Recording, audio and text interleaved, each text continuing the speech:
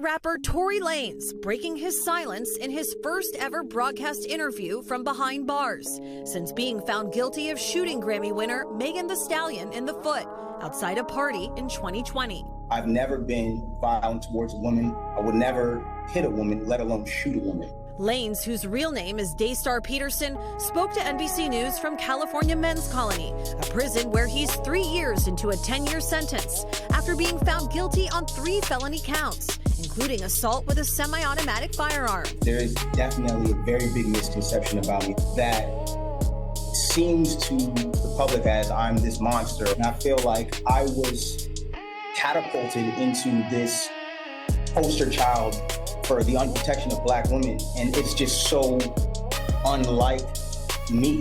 And I've never really had a chance to express that, but you can look at my criminal record. I don't have one. I never had one, and I feel like, you know, that connotation that I would do anything of this monstrous proportion is just, it's completely incorrect and it's wrong.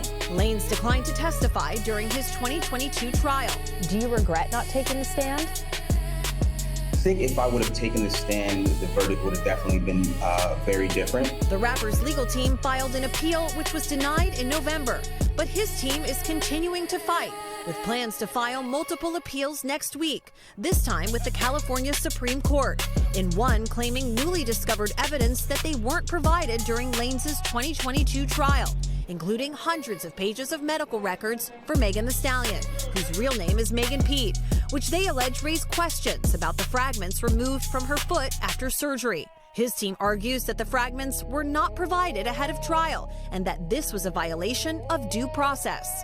We didn't have that chance. Or perhaps we could have questioned the doctors differently when they were on stand to impeach them, because it does look suspicious. But in the appeal denied in November, the court did address the fragments, ruling that the surgeon's testimony was, quote, more than sufficient to prove great bodily injury on Pete. Proving something like this on appeal is tough. This is a really, really difficult appellate argument for defendants to prove, because they have to show if the evidence actually came into court, the jury would have found differently.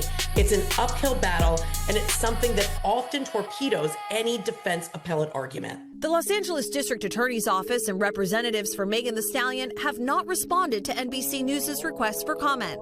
I believe not only that I was wrongfully convicted, but the amount of new evidence that has emerged since that trial, I think, has been overwhelming. What has life been like in prison for the last couple of years?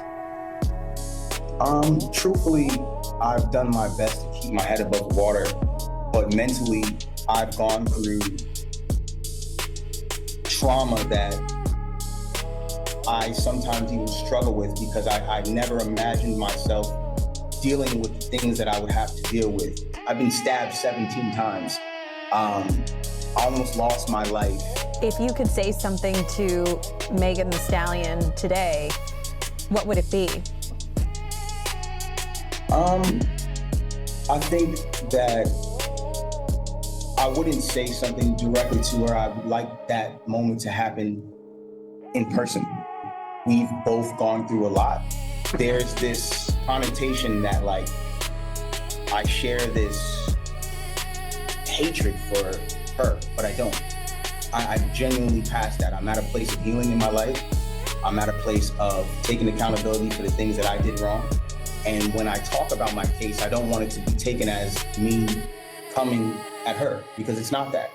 I'm just asking for somebody in the system to look at my case and look at the evidence and ask if this was fair.